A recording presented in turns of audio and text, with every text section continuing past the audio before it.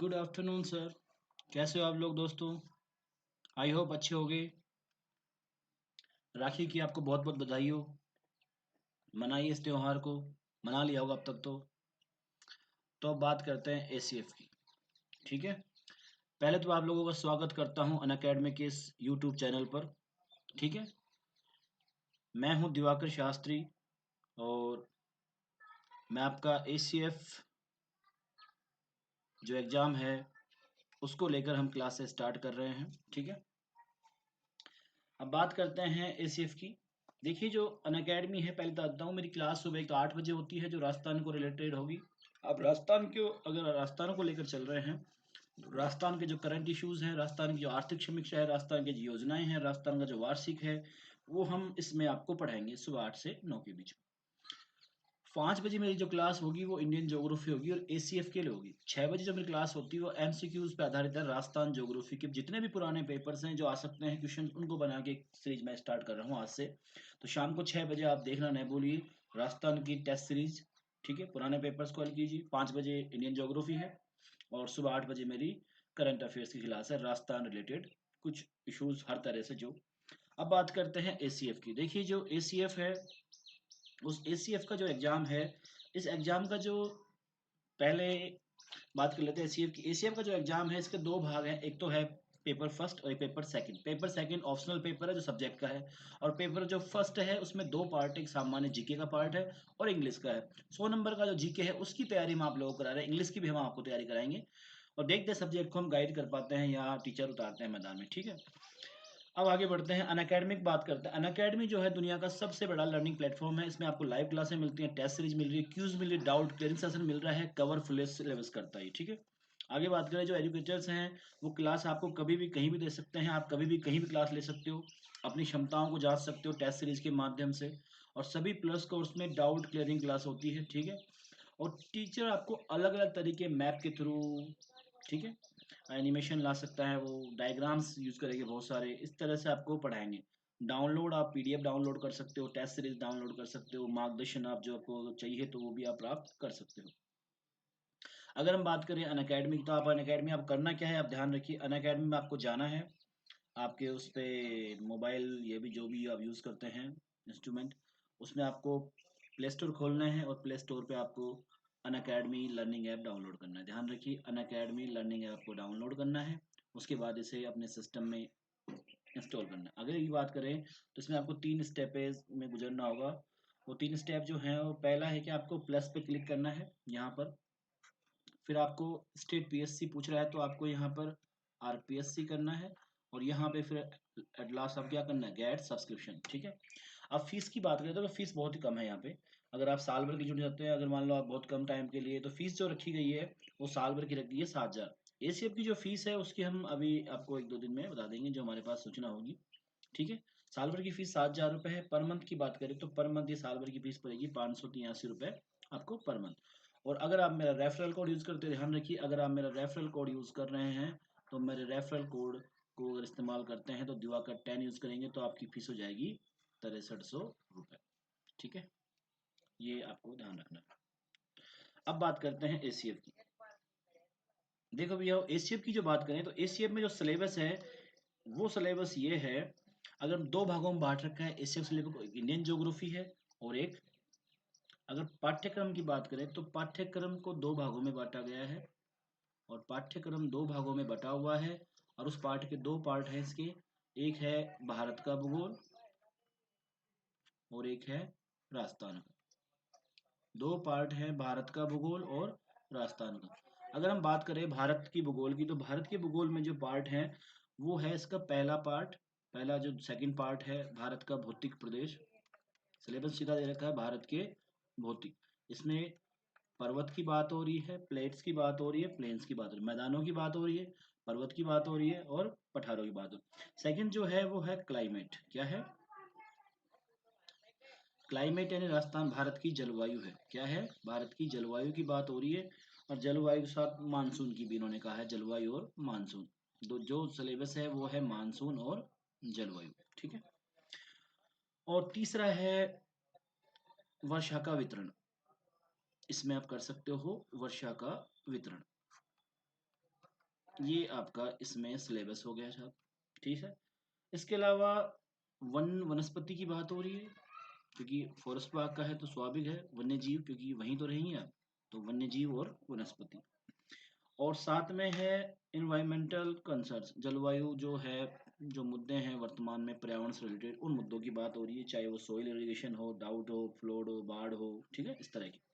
अगर राजस्थान की ज्योग्राफी बात करें, राजस्थान ज्योग्राफी में पहला पार्ट है परिचय, दूसरा है भौतिक विभाजन, तीसरा है उनका रिवर्स है, अपतंत्र है, झीलें हैं, क्लाइमेट है, एग्रीकल्चर है, ठीक है, रिसोर्सेज हैं, वाटर, फॉरेस्ट, सोइल, ठीक है, नेशनल पार्क्स हैं, ठीक है, सेंचुरीज हैं, कंजर्वेशन रिजर्व्स हैं, ठीक है, मिनरल्स हैं, नॉन मेटेलिक खनिज हैं, और धात्विक, अधात्विक, ठीक है, पावर रिसोर्सेज हैं, परंपरागत, गैर परंपरागत, और पॉपुलेशन है, ग्रोथ है, डेंसिटी है, डिस्ट्रीब्यूशन है, सेक्स रेशियो है, और लिटरेसी है।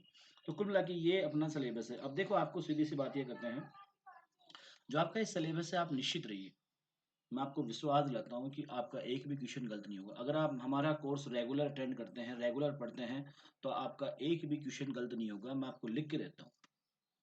ये बात ध्यान रखिए, हम पेपर होने के बाद आपको बताएंगे कि कहाँ से कितने क्वेश्चन आए, किस पीटीपी किस जगह से क्वेश्चन उठाए, कहाँ से पढ़ाया था हमने, हम ये तक बता देंगे आपको, ठीक है। पेपर होने के बाद जस्ट हम आपको सोल्व कराएंगे पूरा पेपर यहाँ पे, तो इसलिए निश्चित रहिए। अब देखो, भारत का जो भूगोल का जो पहला पार्ट है, उस पहला पार्ट का नाम है, ये अपना सिलेबस में नहीं है, लेकिन ये पढ़ना पड़ता है, क्योंकि इसके बिना दूसरा पार्ट नहीं चलेगा, ठीक है। तो पार्ट का नाम है भारत का परिचय और भारत का विस्तार, उसकी स्थिति, ठीक है। अब ये जो पार्ट है उसको हम 8 आधारों पर पढ़ सकते हैं। ध्यान रखिए, भारत का जो भूगोल का पहला पार्ट है उसको 8 आधारों पर पढ़ सकते हैं। वो 8 आधार है। भारत की स्थिति, ठीक है, स्थिति में 2 क्वेश्चन बनते हैं। आकृति, भारत की आकृति कैसी है, भारत के नाम क्या क्या रहे हैं, अक्षांशों के आधार पर भारत का परिचय, देशांतरों के आधार पर भारत का परिचय, क्षेत्रफल के आधार पर भारत का परिचय, सीमाओं के आधार पर भारत का परिचय, और राज्यों और केंद्र शासित प्रदेशों के आधार पर भारत का परिचय। ये कुल मिला के भैया आपको ध्यान रखना है, 8 आपके क्या है, पार्ट है, जिनके आधार पर हम पहले पार्ट को पढ़ेंगे। अब देखो बेटा, क्या है, आपका पहला पार्ट है स्थिति के आधार पर भारत का परिचय। दोस्तों, ये जो पहला पार्ट है स्थिति के आधार पर भारत का परिचय, तो आप ये देखिए, ये आप मानिए कि ये वर्ल्ड है, ये पृथ्वी है आपकी, और पृथ्वी में 2 रेखाएं होती हैं, ये एक ये रेखा, और ये आपकी एक और रेखा,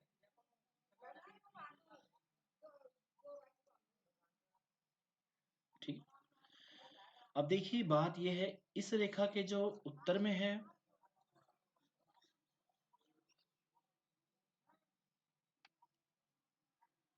इस रेखा के जो, ये रेखा हो गई एक आपकी, और एक और रेखा तो मैंने बताई थी आपको, एक रेखा ये हो गई,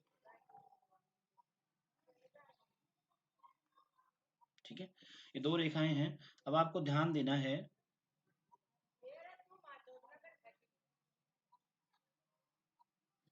आपको ध्यान देना है कि जो ये रेखा है इसे बोलते हैं भूमध्य रेखा। क्या बोलते हैं? भूमध्य रेखा। यानी हम कह सकते हैं ये इक्वेटर है, और ये जो रेखा है ऊपर दिख रही है, ये है ग्रीनविच। कौन सी है? ये भी 0 डिग्री रेखा है, और ये भी 0 डिग्री रेखा है। 0 डिग्री अक्षांश रेखा है, और ये देशांतर रेखा है, 0 डिग्री देशांतर। और इसे बोल सकते हो आप ग्रीनविच। क्या बोल सकते हो? ग्रीनविच।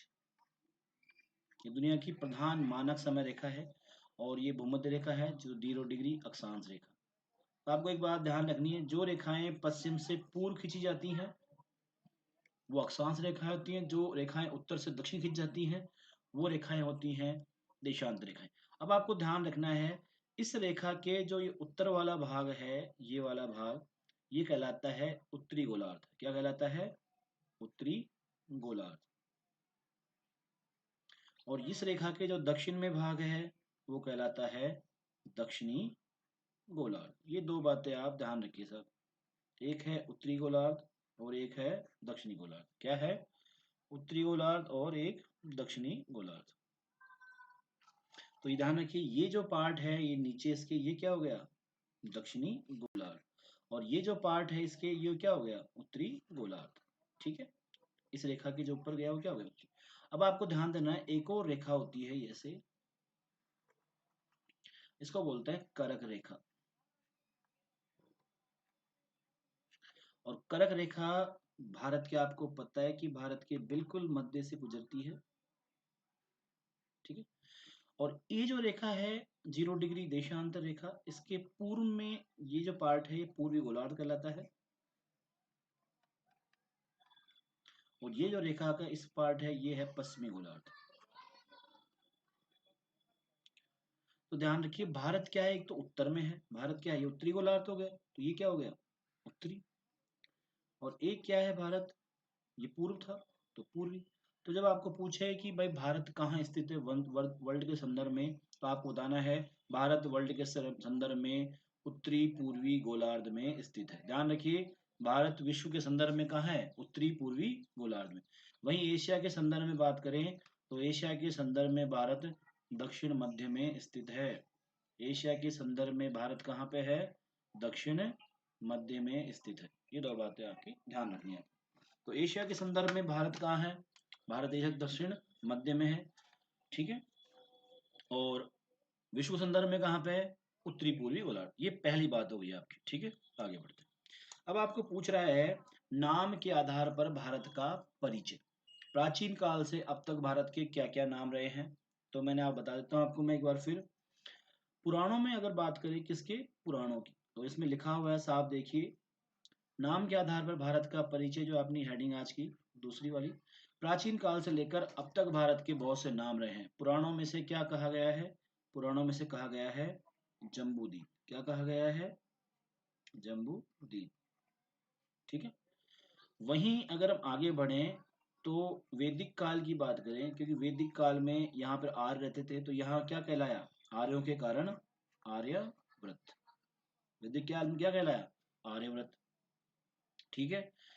फिर जो हिंदुस्तान कहलाया, यानी कि जो सिंधु नदी थी, सिंधु नदी को जो फारसी थे, वो फारसी लोग क्या बोलते थे, हिंदू नदी। ध्यान रखना, सिंधु नदी को फारसी लोग हिंदू नदी बोलते थे। अतः इसके किनारे जो रहते थे वो क्या हो गए, वो इसके किनारे रहने के कारण क्या हो गए, हिंदुस्तानी।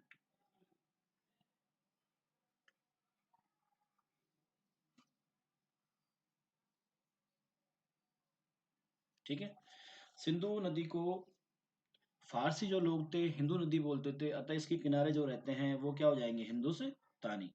वहीं इसी सिंधु नदी को जो यूनानी थे, ग्रीक लोग जो यूनानी थे, और यूनानी बोलते थे इंडस नदी। क्या बोलते थे, इंडस नदी। और ये इंडस नदी क्या बन गई है, सिंधु। और इस इंडस के किनारे रहने वाले क्या कहलाए, इंडिया। क्या कहलाए, इंडिया। ये हो गई नाम की। इसके अलावा एक और नाम यूज होता है भारत, लास्ट जो नाम है वो है भारत। तो ध्यान रखना, भारत जो प्राचीन काल से लेकर वर्तमान तक भारत के जो नाम रहे हैं, आर्यव्रत, आर्यों के कारण। जो फारसी लोग थे उन्होंने हिंदुस्तान कहा, जो यूनानी थे उन्होंने उसने भारत को इंडिया कहा।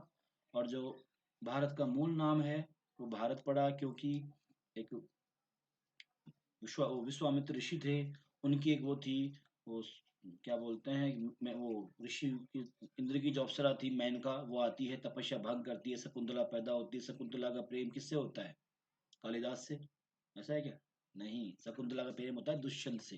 तो दुष्यंत और शकुंतला का एक पुत्र पैदा होता है, वो होता है भरत। और भरत के नाम पर क्या पड़ा, भारत। तो प्राचीन काल से लेकर वर्तमान काल तक भारत के बहुत सारे नाम रहे हैं। पुराणों में से जम्बूद्वीप कहा गया है। वहीं आर्यों के कारण इसको क्या, आर्यव्रत नाम दिया गया। फारसियों ने इसे हिंदुस्तान कहा, यूनानियों ने इंडिया कहा, और भरत के नाम पर ही क्या हो गया, भारत। एक लास्ट क्वेश्चन आपको पूछेंगे, इस संविधान में कौन कौन से नामों का उल्लेख है। अगर लास्ट आपको पूछे इस संविधान में,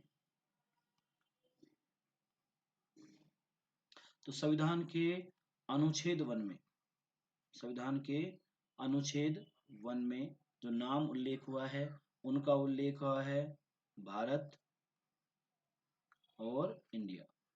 संविधान के अनुच्छेद में दो नामों का उल्लेख हुआ है, भारत और इंडिया। कौन कौन से हैं, भारत और इंडिया, ये बातें होगी साहब नाम के आधार पर भारत का परिचय। ठीक है, संविधान के अनुच्छेद 1 में भारत और इंडिया नामों का उल्लेख किया गया है। अब देखो आगे बढ़ते हैं, हम बात करते हैं भारत के अक्षांश विस्तार की। पहले हम देखते हैं भारत का अक्षांश विस्तार। देखो भारत का जो अक्षांश विस्तार है वो 8 डिग्री 4 से, ध्यान रखिए भारत का जो अक्षांश विस्तार है 8 डिग्री 4 से 37 डिग्री 6 है। क्या है? भारत का अक्षांशीय विस्तार 8 डिग्री 4 से 37 डिग्री 6 है। और जो भारत का अक्षांशीय अंतर है वो ध्यान दीजिए 29 मिनट 2 सेकंड का है, या 29 डिग्री 2 सेकंड का। क्या है? भारत का अक्षांश अंतर। भारत का जो उत्तरी बिंदु है, जो भारत का उत्तरी बिंदु है वो है इंदिरा कोल। ध्यान रखिए भारत का उत्तरी बिंदु क्या है? इंदिरा कोल है, जो कहाँ पे है? लद्दाख में है। भारत का दक्षिणतम बिंदु है, आपको नॉर्मली पूछते रहते हैं कि भारत का दक्षिणतम बिंदु कौन सा है, तो ध्यान रखिए भारत का दक्षिणतम बिंदु इंदिरा पॉइंट है। क्या है? इंदिरा पॉइंट। भारत का दक्षिणतम बिंदु कौन सा है? इंदिरा पॉइंट है, जो कहाँ पे है? ग्रेट निकोबार में है। भारत की मुख्य भूमि का दक्षिणतम बिंदु क्या है? Cap Comorin. भारत की मुख्य भूमि का दक्षिणतम बिंदु क्या है? Cap Comorin. अब देखिए आप एक बार फटाफट देखो, मैंने कहा कि भारत का अक्षांशीय विस्तार क्या है, तो मैंने कहा कि भारत का जो अक्षांशीय विस्तार है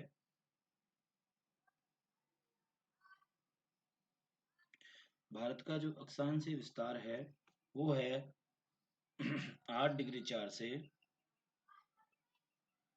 यहां से लीजिए आप, यहाँ पे जो आएगा वो आएगा 8 डिग्री 4, ठीक है, नॉर्थ से, यहाँ पे आएगा 37 डिग्री 6 नॉर्थ। ठीक है, और मैंने कहा भारत का दक्षिणतम बिंदु सुदूर, तो ये हो जाएगा, यहाँ पे एक बिंदु बना लीजिए आप और यहाँ से ले जाइए 6 डिग्री 4। ठीक, तीन बातें हुई। एक बिंदु आपका कहाँ पे है? यहाँ पे है। एक बिंदु आपका यहाँ पे है और एक बिंदु आपका यहाँ पे है। तो पहला सवाल है भारत का उत्तरी बिंदु कौन सा है, तो भारत का उत्तरी बिंदु ये है। भारत का उत्तरी बिंदु कौन सा है? ये है सर। ठीक है, भारत की मुख्य भूमि का दक्षिण बिंदु, ध्यान रखिए भारत की मुख्य भूमिका, मुख्य भूमिका दक्षिणी बिंदु, भारत की मुख्य भूमिका दक्षिणी बिंदु कौन सा है? वो यहाँ पे है 8 डिग्री 4 पे। और आपको पूछ रहा है कि भारत का दक्षिणतम बिंदु क्या है? भारत का दक्षिणतम बिंदु, तीन क्वेश्चन यहाँ मैंने लिए हैं, ध्यान रखिए आप जैसे भी क्वेश्चन आए वैसे आप अटेम्प्ट करेंगे। दक्षिणतम बिंदु, भारत का दक्षिणतम बिंदु। अब देखिए भाई पहला जो है अपना भारत का, आपको पूछे भारत का उत्तरी बिंदु कौन सा है, तो आप क्या कहेंगे? आप कहेंगे इंदिरा कोल। क्या कहेंगे आप? इंदिरा कोल। भारत का उत्तरी बिंदु कौन सा है? इंदिरा कोल है। अब यहाँ पे जो कौन सा अब स्टेट है अपने पास, तो अपन जानते हैं कि यहाँ पर क्या है? लद्दाख यूटी है। ठीक है, तो आपको पूछे इंदिरा कोल कहाँ पे है? लद्दाख। अब आपको पूछ रहा है कि भारत का दक्षिणतम बिंदु कौन सा है, तो ध्यान रखिए भारत का जो दक्षिणतम बिंदु यहाँ पे है और उसका नाम है इंदिरा पॉइंट। क्या नाम है? इंदिरा पॉइंट। भारत का दक्षिणतम बिंदु है इंदिरा पॉइंट। और कहाँ पे है साहब, तो आपको पूछ बता देना ग्रेट निकोबार में। कहाँ पे है? ग्रेट निकोबार। कितने अक्षांशों पे है, तो आप कह सकते हो 6 डिग्री 4 पर। उत्तरी बिंदु कितनों पे है? 37 डिग्री 6 पे। ठीक है, अब एक और क्वेश्चन मैंने बनाया आपको, भारत की मुख्य भूमि का दक्षिणी बिंदु। तो जब मुख्य भूमि का दक्षिणी बिंदु पूछे तब आप करेंगे कैप कैमोरिन। क्या करेंगे? Cap Comorin. और ये कैप कैमोरिन कहाँ पे है, तो आप जान लेना कि ये कैप कमरीन पड़ता है तमिलनाडु। ठीक है भाई, ये तो एक बात। भारत का अक्षांश विस्तार क्या हुआ? अगर पूछे मुख्य भूमि से भारत का अक्षांश विस्तार तो आप कहेंगे 8 डिग्री 4 से 37 डिग्री 6। और आपको पूछे दक्षिण सुदूर दक्षिणी बिंदु से भारत का अक्षांश विस्तार, तब आप बोलेंगे 6 डिग्री 4 से 37 डिग्री 6। ठीक है, आगे बढ़ते हैं। देखिए बहुत आसान है एग्जाम, आप विश्वास रखिए, आपको ज्योग्राफी में ऐसा ढंग से याद करा देंगे, बिल्कुल आपको समझा देंगे कि आपको जरूरत नहीं पड़े कुछ भी और पढ़ने की। आपको नहीं समझ में आए तो आप मैसेज कीजिए, क्या समझ में नहीं आ रहा। हम आपको आज की आपको समस्या है, बाद में आपको बिल्कुल कोई समस्या नहीं आएगी। शुरू में थोड़ा लगता है आपको, एक दो दिन नया सा पढ़ते हैं आप, लेकिन बाद में कतई नहीं। ठीक है, तो और एक और क्वेश्चन है, अगर आपको ये पूछता है कि भारत की उत्तर से दक्षिण लंबाई, अगर आपको ये पूछ रहा है कि भारत की उत्तर से दक्षिण लंबाई क्या है, तो ध्यान रखिए भारत की जो उत्तर से दक्षिण लंबाई है कितनी है भाई? अगर वो आपसे पूछ रहा है कि भारत की उत्तर से दक्षिण लंबाई कितनी है, तो आप क्या कहेंगे?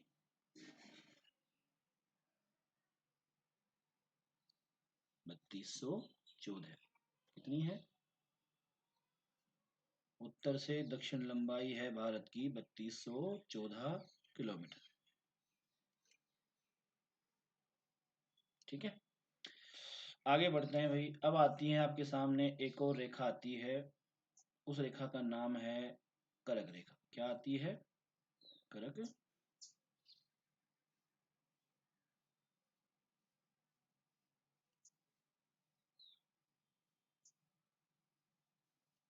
चलो इसको तो रन करते हैं।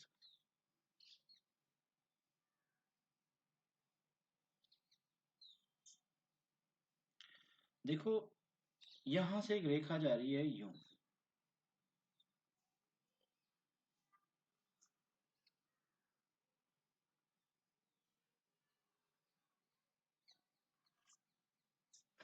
और इस रेखा को बोलते हैं 23.5 डिग्री करक रेखा। क्या बोलते हैं? 23.5 डिग्री करक रेखा। ठीक है भाई, 23.5 डिग्री करक रेखा ये। तो ये सवाल आपसे पूछेंगे करक रेखा की, पहली बात तो ध्यान रखना है लगभग में लंबाई है भारत में जो है वो 2500 किलोमीटर लगभग है। ठीक है, लगभग में 25 किलोमीटर लंबाई है। दूसरा है कितने राज्यों से गुजरती है, तो ध्यान रखिए अगर राज्यों की बात करें तो ये राज्य हैं 8।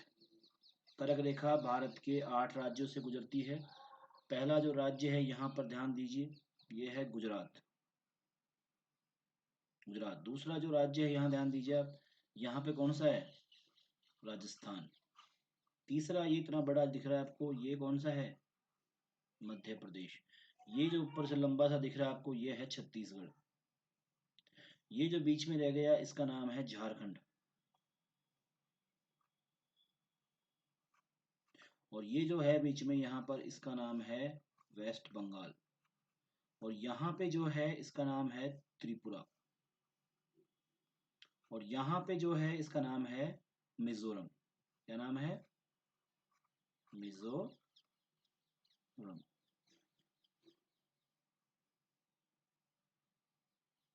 मिजोरम, त्रिपुरा, वेस्ट बंगाल, झारखंड, छत्तीसगढ़, एमपी, राजस्थान और गुजरात।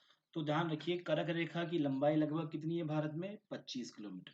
कितने राज्यों से गुजर रही है? तो 8 राज्यों के नाम ध्यान रखना है, गुजरात, राजस्थान, मध्य प्रदेश, छत्तीसगढ़, झारखंड, बंगाल, त्रिपुरा और मिजोरम। ठीक है, अब कर्क रेखा की सबसे ज्यादा लंबाई, अगर आपके सामने आता है कर्क रेखा की सर्वाधिक लंबाई, कर्क रेखा की सबसे ज्यादा लंबाई है मध्य प्रदेश में। कहाँ पे है? दिख ही रहा हो तो, खूब सारा बड़ा दिख रहा है। तो कर्क रेखा की सबसे ज्यादा लंबाई कहाँ पे है? मध्य प्रदेश में। अगर आपसे पूछ रहा है न्यूनतम लंबाई, अगर आपको ध्यान रखना है, अगर पूछता है वो न्यूनतम लंबाई, तो आपको ध्यान रखना है कर्क रेखा की न्यूनतम लंबाई कहाँ पे है? तो कर्क रेखा की न्यूनतम लंबाई है त्रिपुरा में। कहाँ पे भाई? कर्क रेखा की न्यूनतम लंबाई है त्रिपुरा। अब पूछ रहा है कर्क रेखा पे कौन सा शहर स्थित है भारत का। तो आपको ध्यान रखना है, कर्क रेखा पे भारत का उज्जैन शहर है। कौन सा है? उज्जैन। तो कर्क रेखा पे जो शहर स्थित है उसका नाम है उज्जैन, ये मत भूल जाना आप। कर्क रेखा पे भारत का उज्जैन शहर स्थित है। और लास्ट की जो क्वेश्चन बनता है, सर्वाधिक नजदीक स्थित राजधानी शहर। तो सर्वाधिक नजदीक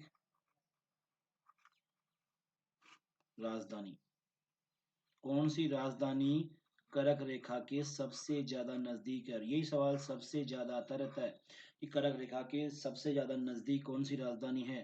तो ध्यान रखिए, राजधानी जो है वो है रांची। और रांची किसकी राजधानी है? झारखंड की। किसकी राजधानी है? झारखंड। दोस्तों ध्यान रखना, मैं बोल रहा हूँ कर्क रेखा जो है वो 23.5 डिग्री अक्षांश रेखा है, जो भारत के 8 राज्यों से गुजरती है। इसकी जो लंबाई है 2500 किलोमीटर है। जो 8 राज्य हैं, गुजरात है, राजस्थान है, एमपी है, छत्तीसगढ़ है, झारखंड है, बंगाल है, त्रिपुरा है और मिजोरम है। कर्क रेखा की सबसे ज्यादा लंबाई कहाँ पे है? मध्य प्रदेश में है। कर्क रेखा की न्यूनतम लंबाई कहाँ पे है? त्रिपुरा में। कौन सा शहर कर्क रेखा पे स्थित है? उज्जैन। सर्वाधिक नजदीक कौन सी राजधानी है? रांची। और सर्वाधिक दूर पूछ ले आपको तो आपको ध्यान देना है, सर्वाधिक दूर जो राजधानी है उसका नाम आता है जयपुर।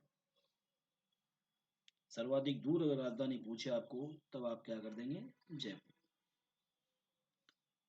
जिनसे गुजरती है कर्क रेखा, जिनसे गुजरती है, नहीं तो फिर दूसरी हो जाएगी। वो कौन सी जाएगी? इधर से या इधर से। ठीक है, ये हो गया कर्क रेखा का मैटर और अक्षांशों का मैटर। आगे बढ़ते हैं। अब आपको पूछता है कि भारत का देशांतरी विस्तार। क्या पूछ रहा है वो आपको? पूछ रहा है भारत का देशांतरीय विस्तार। तो ध्यान रखिए, भारत का जो देशांतरी विस्तार है वो यहां से देखिए आप। भारत का जो देशांतरी विस्तार है वो 68 डिग्री 7, इससे 68 डिग्री 7 से 97 डिग्री या 97 मिनट 25 सेकेंड पूर्व में स्थित है। ठीक है, भारत का जो अक्षांश देशांतरी विस्तार है वो है 68 7 से 97 25 पूर्वी देशांत। क्या है? 97 25 पूर्वी देशांत। आपको पूछे कि भारत का अक्षांशीय अंतर कितना है। जब आपको ये पूछ रहा है कि भारत का अक्षांशीय अंतर है तो अक्षांशीय अंतर है 29-18 का। भारत का अक्षांशीय अंतर कितना है तो आप क्या कहेंगे? भारत का जो अक्षांशीय अंतर है वह 29-18 का है। सॉरी, भारत का जो देशांतरी अंतर है 29-18 का। अक्षांश अंतर कितना था? 29-20 का। अब आपको बोल रहा है कि भारत का पूर्वी बिंदु कौन सा है, तो आप क्या कहेंगे? भारत का पूर्वी बिंदु कौन सा है? वालांगू है। या इसकी जगह एक शब्द आ जाएगा किबुथु। क्या हो जाएगा? किबुथु। वालांगू या किबुथु। और ये पड़ता है अरुणाचल में। भारत का पूर्वी बिंदु कौन सा है? किबुथु या वालांगू है। और ये कहाँ है? अरुणाचल में। भारत का पश्चिमी बिंदु कौन सा है? तो भारत का पश्चिमी बिंदु है सरक्रीक, या आ जाएगा गौरमाता। सरक्रीक या गौरमाता, और ये पड़ता है गुजरात में। ध्यान रखिए, भारत का पूर्वी बिंदु वालांगू है और भारत का जो पश्चिमी बिंदु है वो सरक्रीक है। गौरमाता गुजरात में है और वालांगू या किबुथु कहाँ पे है? अरुणाचल में। अब आपको ध्यान देना है दो सवालों पर। भारत की उत्तर से दक्षिण लंबाई कितनी है? तो भारत की जो उत्तर से दक्षिण लंबाई है वह है 3214 किलोमीटर। भारत की उत्तर से दक्षिण लंबाई कितनी है? 3214 किलोमीटर। भारत की पूर्व से पश्चिम चौड़ाई कितनी है? भारत की पश्चिम पूर्व से पश्चिम चौड़ाई है 2933 किलोमीटर। ठीक है, यानी कि भारत की ये जो लंबाई है ये हो गई 2900 किलोमीटर। कितनी हो गई? Sorry, 3214 kilometre. और ये जो लंबाई है, चौड़ाई जो है भारत की वो कितनी है? 2933 किलोमीटर। ध्यान रखिए, भारत की जो लंबाई है उत्तर से दक्षिण वो 3214 है, और जो भारत की पूर्व से पश्चिम चौड़ाई है वो कितनी है? 2933। तो आपको सवाल आता है कि भारत की लंबाई चौड़ाई का अंतर कितना है? 4 में से 3 जाए तो 1, 11 में से 3 जाए तो 8, और ये कितने बचेगा? 281। 32 था, कहाँ से चली गई 31, 31 में से गया कितना बचा। तो ध्यान रखना भारत की लंबाई चौड़ाई का अंतर कितना है, भारत की लंबाई चौड़ाई का अंतर 281 किलोमीटर है। आगे बढ़ते हैं। अभी मैंने कहा भारत का अक्षांशीय, भारत का देशांतरीय अंतर, देशांतरीय विस्तार की बात कर लेते हैं। तो ध्यान रखिए भारत का जो देशांतरीय विस्तार है वो है 68 मिनट 7 सेकंड से 97 मिनट 25 पूर्वी देशांतर। यहाँ पे मैंने कहा था भारत का जो पश्चिम बिंदु है वो क्या था, या तो आपके सामने आएगा गौर माता, क्या आएगा गौर माता, या फिर आएगा सर क्रीक, क्या आएगा सर क्रीक। यहाँ अगर आपसे पूछे कि भारत का पूरी बिंदु क्या है, तो पूरी बिंदु या तो आएगा ऑप्शन वालांगू, या आएगा किबुथु, वालांगू या किबुथु। ये जो स्टेट है ये है अरुणाचल, क्या है अरुणाचल, ठीक है। अब बात करते हैं आगे की। आगे की बात करें तो मैंने कहा था कि भारत की पूर्व से पश्चिम चौड़ाई कितनी है, तो आप क्या कहोगे, भारत की पूर्व से पश्चिम चौड़ाई कितनी है 2933। भारत की उत्तर से दक्षिण लंबाई कितनी थी, भारत की उत्तर से दक्षिण लंबाई हो गई 3214 किलोमीटर, और लंबाई चौड़ाई का अंतर कितना था, लंबाई चौड़ाई का अंतर 281 किलोमीटर था। अब देखो एक और रेखा है जिसे आपको जानना है, वो रेखा है, ये हो गया छत्तीसगढ़, ये हो गया उड़ीसा और ये हो गया आंध्र।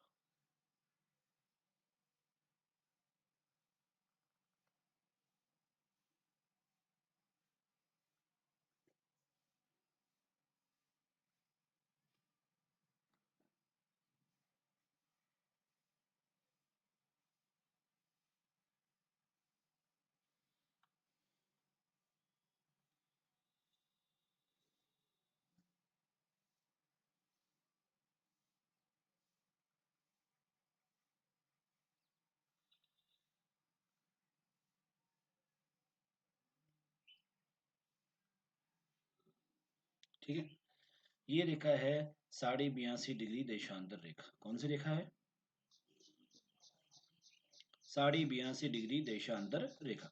ध्यान रखिए ये रेखा है 82.5 डिग्री देशांतर रेखा। इससे क्या क्या सवाल आते हैं आगे देखिए। ये है 82.5 डिग्री देशांतर रेखा, इसे बोलते हैं प्रधान मानक समय रेखा, प्रधान मानक समय रेखा। भारत का जो टाइम है वो इसी रेखा से निर्धारित किया गया है। ये भारत का मध्य देशांतर था, बीच का देशांतर था। अच्छा, इसी के आधार पर भारत का टाइम, पूरे भारत का टाइम निर्धारित कर दिया। यहाँ का जो स्थानीय समय था उसे पूरे भारत का मानक समय बनाया गया। तो पहला क्वेश्चन पूछा जाता है 82.5 डिग्री देशांतर रेखा कहाँ से गुजरती है, ये पहला क्वेश्चन है। 82.5 डिग्री देशांतर रेखा कहाँ से गुजरती है, तो आपको ध्यान रखना है यूपी है, यूपी में इलाहाबाद है, इलाहाबाद में एक गांव है मिर्जापुर कस्बा है, वहां पे एक गांव है नैनी। तो आपको ध्यान रखना है 82.5 डिग्री जो देशांतर रेखा है वो भारत की प्रधान मानक समय रेखा है। इसी रेखा, इसी देशांतर पर जो स्थानीय समय था उसी स्थानीय समय को पूरे भारत का मानक समय बनाया गया है, ठीक है। और ये कहाँ से गुजरती है, ये क्वेश्चन पूछते हैं, आपको ध्यान रखना है ये रेखा गुजरती है इलाहाबाद के पास स्थित मिर्जापुर कस्बे के नैनी से। अब ये कौन कौन से स्टेट से गुजरती है, तो ये पहला स्टेट है यूपी, दूसरा स्टेट है एमपी, तीसरा है छत्तीसगढ़, चौथा है उड़ीसा, और पांचवा है आंध्र प्रदेश। तो ये जो रेखा है 5 स्टेट से गुजरती है, उन स्टेट्स का नाम है यूपी, एमपी, छत्तीसगढ़, ठीक है, उड़ीसा और आंध्र प्रदेश। तो एक बार फिर बता देता हूं मैं आपको कि जो भारत का जो देशांतरी विस्तार है 68 डिग्री 7 से 97 डिग्री 25 है। पूर्व में जो है बिंदु वो वालांगू है या किबुतु है। पश्चिम में जो बिंदु है गोरमाता या सरक्रीक है। उत्तर से दक्षिण लंबाई जो भारत की है वो 3214, तो भारत की उत्तर से दक्षिण लंबाई है। और पूर्व से पश्चिम की चौड़ाई है 2933 किलोमीटर है। भारत में जो लंबाई चौड़ाई का अंतर है 281 किलोमीटर है। भारत की जो प्रधान मानक सीमा रेखा कौन सी है? 82.5 डिग्री देशांतर रेखा है।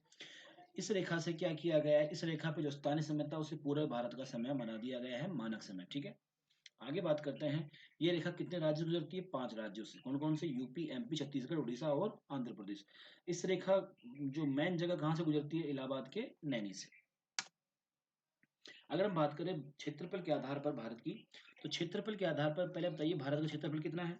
तो आप जानते हैं भारत का क्षेत्रफल कितना है? भारत का क्षेत्रफल है 32,87,263 वर्ग किलोमीटर। ये भारत का क्षेत्रफल है। और क्षेत्रफल के आधार पर भारत विश्व का 7वां बड़ा देश। ध्यान रखिए, क्षेत्रफल में भारत का स्थान कौन सा है? 7वां। क्षेत्रफल के आधार पर भारत विश्व का 7वां बड़ा देश है। भारत के पास विश्व का 2.4% भूभाग है। ध्यान रखिए, भारत के पास विश्व का 2.43% भूभाग है। ठीक। और भारत से जो बड़े देश हैं उनमें पहले नंबर पे आता है रूस। दुनिया का सबसे बड़ा देश रूस है। उसके बाद में आता है कनाडा। तीसरे नंबर पे है अमेरिका। चौथे नंबर पे है चाइना। पांचवें नंबर पे है ब्राजील। और छठे नंबर पे है ऑस्ट्रेलिया। और सातवें नंबर पर देश कौन सा है? भारत। तो देखो दोस्तों, फिर बता रहा हूँ, भारत का क्षेत्रफल जो है 32,87,263 वर्ग किलोमीटर है। क्षेत्रफल के आधार पर भारत विश्व का 7वां बड़ा देश है। भारत के पास विश्व का 2.43% भूभाग है। क्षेत्रफल में जो भारत से बड़े देश है, सबसे बड़ा देश है रूस, कनाडा, अमेरिका, चीन, ब्राजील, ऑस्ट्रेलिया और भारत। आगे बढ़ते हैं सब। वहीं क्षेत्रफल के आधार पर भारत की बात करें तो भारत में जो क्षेत्रफल के आधार पर सबसे बड़े राज्य हैं वो है राजस्थान। राजस्थान के बाद में क्षेत्रफल में आता है मध्य प्रदेश। मध्य प्रदेश के बाद में तीसरा स्थान है महाराष्ट्र का। और चौथा नंबर जो आ रहा है क्षेत्रफल में वो है यूपी का। यहाँ पहले आंध्रा था, लेकिन आंध्र प्रदेश का जो विभाजन हो गया 2014 में, उसके बाद सबसे बड़ा राज्य कौन सा हो गया? चौथे नंबर पे यूपी हो गया। ठीक है, अगर सबसे छोटे राज्यों की बात करें, अगर छोटे राज्यों की बात करें तो छोटे राज्यों में भारत का सबसे छोटा राज्य है गोवा। गोवा के बाद में नंबर आता है सिक्किम का। सिक्किम के बाद जो राज्य आता है वो आता है त्रिपुरा। और त्रिपुरा के बाद में जो राज्य है वो है नागालैंड। तो भारत के सबसे छोटे राज्य 4 राज्य हैं। सबसे छोटा राज्य है भारत का गोवा। गोवा से बड़ा है सिक्किम। सिक्किम से बड़ा त्रिपुरा। त्रिपुरा से बड़ा नागालैंड। तो ध्यान रखिए, फिर क्षेत्रफल भारत का है 32,87,263 वर्ग किलोमीटर। क्षेत्रफल के आधार पर भारत विश्व का 7वां बड़ा देश है। ठीक है, भारत के पास विश्व का 2.43% भूभाग है। क्षेत्रफल में भारत से जो देश बड़े हैं उनमें है रूस, कनाडा, अमेरिका, चीन, ब्राजील, ऑस्ट्रेलिया, भारत। वहीं क्षेत्रफल के आधार पर भारत के सबसे छोटे राज्य हैं, बड़े राज्य हैं राजस्थान, मध्य प्रदेश, महाराष्ट्र, यूपी। छोटे राज्य हैं गोवा, सिक्किम, त्रिपुरा और नागालैंड। जनसंख्या की बात करें, जनसंख्या के आधार पर भारत विश्व का दूसरा सबसे बड़ा देश है। जनसंख्या में भारत का, क्षेत्रफल में भारत का 7वां है। और जनसंख्या में भारत का कौन सा है? दूसरा। भारत के पास विश्व की 17.5% जनसंख्या है। भारत के पास विश्व की 17.5% जनसंख्या है। और चीन के बाद भारत दूसरे नंबर पे आता है। जनसंख्या आधार पर भारत से जो बड़े देश हैं उनमें पहले नंबर पे है चीन, फिर आता है भारत, फिर आता है यूएसए, फिर आता है इंडोनेशिया और फिर आता है ब्राजील। देखिए, ब्राजील क्षेत्रफल और जनसंख्या दोनों में विश्व में 5वें नंबर पे आता है। तो सबसे बड़ा जनसंख्या में देश है चीन, फिर आता है भारत, फिर यूएसए, इंडोनेशिया और ब्राजील। ठीक है, तो आपको ध्यान रखना है, भारत जनसंख्या में दूसरा विश्व का सबसे बड़ा देश है। और जनसंख्या वर्ल्ड की 17.5% जनसंख्या भारत में है। अगर हम भारत की बात करें तो भारत में अगर जनसंख्या की बात करें तो सबसे ज्यादा जनसंख्या भारत में यूपी में है। जनसंख्या आधार सबसे बड़ा राज्य कौन सा है? यूपी है।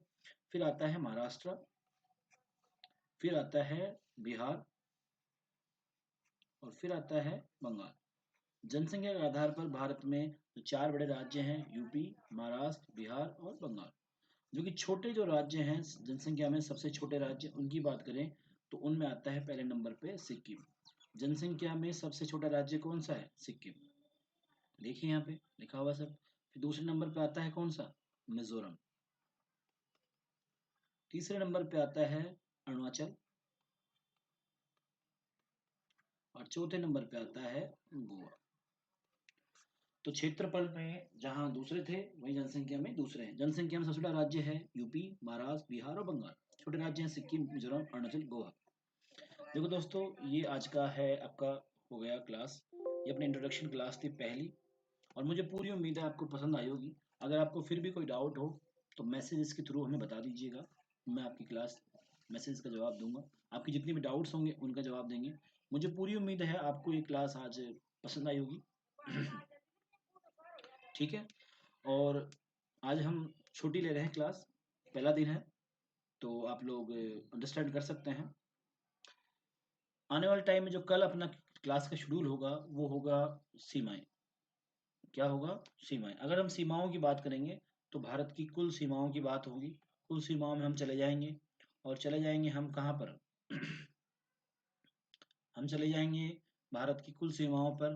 कुल सीमा की लंबाई कितनी है, अंतर्राष्ट्रीय सीमा कितनी है, अंतर्राज्य वो जलीय सीमा कितनी है, स्थलीय सीमा कितनी है। ठीक है, देखो अगर हम थोड़ा सा कल का देखें शेड्यूल, मैं फिर बता रहा हूँ आपको।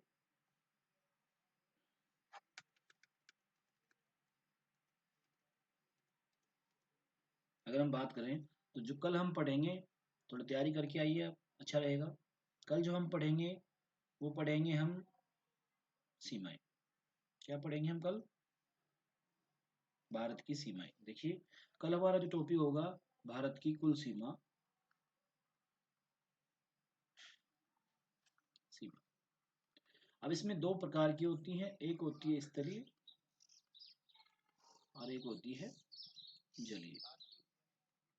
स्तरीय जो सीमा है उसे बोलते हैं अंतर्राष्ट्रीय सीमा, जो देशों के साथ लगती है, और देशों की संख्या होगी 7।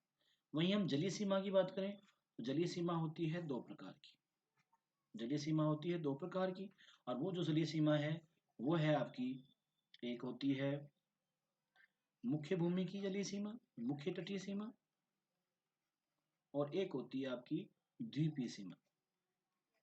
तो अपन कल यहाँ पे चर्चा करेंगे, उसके बाद हम देखेंगे राज्य, केंद्र शासित प्रदेश और जिले। ठीक, तो दोस्तों ये फर्स्ट डे था अपना इंट्रोडक्शन क्लास है, तो थोड़ा छोटी रखी हुई है। कल से प्रॉपर 1 घंटे क्लास हम आपकी लेंगे, और आपको कुछ भी अगर आपको लगता है, समस्याएं हैं, तो आप मैसेज कर सकते हैं। ठीक है, उम्मीद है आपको समझ में आया होगा, और बहुत शानदार प्रोग्राम चलाएंगे। एसीएफ में तो आप डाउट ही मत करना, मैं आपको गारंटी देता हूँ कि आपके सारे क्वेश्चन आ जाएंगे, एक भी क्वेश्चन बाहर नहीं जाएगा। ज्योग्राफी बहुत अनुभव है मुझे, मेरा दो सिविल में आईएएस में ज्योग्राफी रहा है, आरएस में ज्योग्राफी रहा था मेरा, और मैं पिछले 7 साल से ज्योग्राफी पढ़ा रहा हूँ। तो मेरे ब्लड में दौड़ती है ज्योग्राफी। मैं क्वेश्चनों की प्रकृति तक समझता हूँ, कहाँ से कैसा क्वेश्चन आएगा, और आरपीएससी को तो खूब समझता हूँ। ठीक है, तो आप निश्चित रहिए, बिल्कुल निश्चित रहिए और जुड़ जाइए। आपको हम क्लिक कर देंगे, ये माने कि आपका एसीएफ में 100% चयन करा देंगे ज्योग्राफी एकदम। मेरी तरफ से तो आप कतई मत डरना। ठीक है, तो एक बार फिर रक्षाबंधन की बहुत बहुत बधाई हो आप लोगों को।